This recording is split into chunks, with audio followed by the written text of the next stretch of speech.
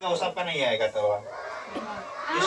देखो क्या है, वायु क्या है, वायु। तो सबसे पहले green house gas, green house gas, green house gas किसे कहते हैं, ग्रीन हाउस गैस किसे कहते हैं। तो ये गैस जो पृथ्वी के वायुमंडल में ऊष्मा को सोख लेती है, पृथ्वी के वायुमंडल में ऊष्मा को सोख लेती है और ग्रीन हाउस प्रभाव पैदा करती है। जो ग्रीन हाउस प्रभाव पैदा करती है उसे ग्रीन हाउस गैस कहते हैं। उसे क्या कहते हैं, ग्रीन हाउस गैस कहते हैं। उसके बाद भूमंडलीय तापन क्या है, भूमंडलीय तापन। तो भूमंडलीय तापन क्या है, तो पृथ्वी के औसत तापमान में, पृथ्वी के औसत तापमान में लगातार वृद्धि होना क्या कहलाता है, भूमंडलीय तापन। पृथ्वी के औसत तापमान में लगातार वृद्धि होना भूमंडलीय तापन कहलाता है। उसके बाद क्या है, वायुमंडल क्या है, वायुमंडल यानी कि पृथ्वी के चारों ओर, पृथ्वी के चारों ओर जो हवा का यानी कि हवा का वह रूप विशाल और अदृश्य आवरण है जो पृथ्वी को घेरे हुए है, तो उसे क्या कहते हैं, वायुमंडल। या तो इसे भी बोल सकते हैं कि पृथ्वी के चारों ओर जो घिरे हुए क्षेत्र को क्या कहते हैं, जो यानी कि हवा का वह रूप जो चारों ओर से घिरे हुए है उसे क्या कहते हैं, वायुमंडल कहते हैं। वायु उसी में कार्बन डाइऑक्साइड क्या है, कार्बन डाइऑक्साइड एक रंगहीन गंधहीन गैस जो कार्बन परमाणु और दो क्या है, कार्बन परमाणु और दूसरा ऑक्सीजन परमाणु से बनी होती है, उसे कार्बन डाइऑक्साइड गैस कहते हैं। जैसे हम लोग ऑक्सीजन को ग्रहण करते हैं, ऑक्सीजन को ग्रहण करके क्या करते हैं, फिर कार्बन डाइऑक्साइड को छोड़ते हैं, तो वो भी होता है कार्बन डाइऑक्साइड। उसके बाद क्या है, ऑक्सीजन एक रंगहीन गंधहीन स्वादहीन, लेकिन ना तो रंगीन रहता है ना इसका कलर आता है, ना तो इसमें महक रहता है, क्या होता है गंध, वो भी नहीं रहता, ना तो स्वाद रहता है। ऐसा गैस जो जीवित जीवों के लिए आवश्यक है, जो जीवित जीवों के लिए आवश्यक है उसे ऑक्सीजन कहते हैं। उसे क्या कहते हैं, ऑक्सीजन कहते हैं। जो जीवित जीवों के लिए आवश्यक है उसे ऑक्सीजन कहते हैं।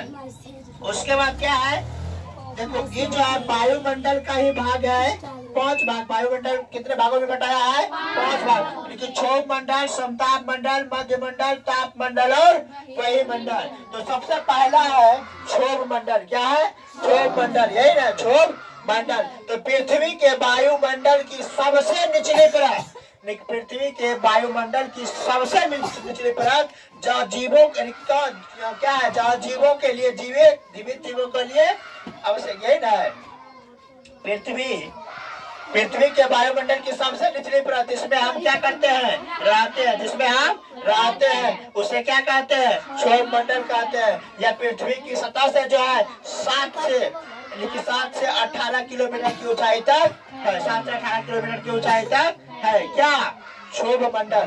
दूसरा क्षोभ मंडल के ऊपर है समताप मंडल। क्षोभ मंडल के ऊपर क्या है, समताप मंडल। तो पृथ्वी के वायुमंडल की दूसरी परत, पृथ्वी के वायुमंडल की दूसरी परत जो क्षोभ मंडल के ऊपर और ताप मंडल के नीचे स्थित है उसे क्या कहते हैं, तो समताप मंडल कहते हैं। क्षोभ मंडल के ऊपर और ताप मंडल नहीं, मध्य मंडल के नीचे, मध्य क्षोभ मंडल के ऊपर और मध्य मंडल के नीचे स्थित है उसे समताप मंडल कहते हैं। इसकी ऊंचाई जो है 18 से लेकर के 50 किलोमीटर की ऊंचाई तक है। कितना, 18 से लेकर के 50 किलोमीटर ऊपर तक फैला है। उसके बाद क्या है, मध्य मंडल, क्या है, मध्य मंडल। तो पृथ्वी के वायुमंडल की तीसरी परत, पहली दूसरी, उसके बाद पृथ्वी के वायुमंडल की तीसरी परत जो समताप मंडल के ऊपर और ताप मंडल के नीचे स्थित है उसे क्या कहते हैं, तो मध्य मंडल कहते हैं। क्या कहते हैं, मध्य मंडल कहते हैं। या पृथ्वी की सतह से लगभग 50 किलोमीटर ऊपर से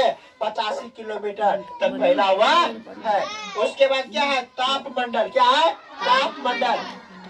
ताप मंडल क्या है, तो पृथ्वी के वायुमंडल की एक परत जो मध्य मंडल के ऊपर और वही मंडल के नीचे, ये मध्य मंडल के ऊपर यानी कि लगभग जो है 80 से 600 किलोमीटर की ऊंचाई तक फैली हुई है उसे क्या कहते हैं, ताप मंडल कहते हैं। पृथ्वी के जो है, पृथ्वी के वायुमंडल की चौथी परत, यही ना तापमंडल, पृथ्वी के वायुमंडल की चौथी परत जो मध्यमंडल के ऊपर और क्या है, वायुमंडल के नीचे, तो वह तापमंडल कहलाता है। उसके बाद क्या है, वही मंडल, पृथ्वी के वायुमंडल की सबसे बाहरी परत, यानी कि सबसे ऊपरी परत भी बोल सकते हैं उसको, बोल सकते हैं ना, या तो पांचवी परत भी बोल सकते हैं। तो पृथ्वी के वायुमंडल के सबसे बाहरी परत जो पृथ्वी की सतह से लगभग 500 यानी कि 500 या 600 से लेकर के 1000 किलोमीटर की ऊपर ऊंचाई तक फैली हुई है, उसे क्या कहते हैं? वही मंडल